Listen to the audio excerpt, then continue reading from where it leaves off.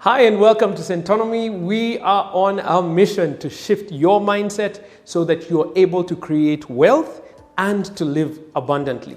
The Centonomy Campus Edition is designed with three things in mind. Number one, how does a young person begin to manage and invest the money that they have?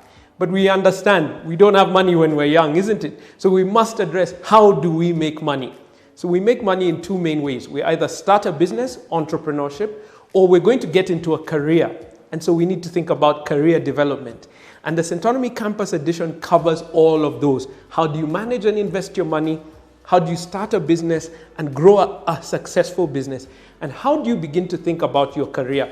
And the decisions you make will set you up for the successful life that you want.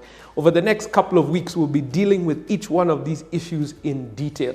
With a wonderful group of trainers, we will be sharing knowledge. And I say sharing, why?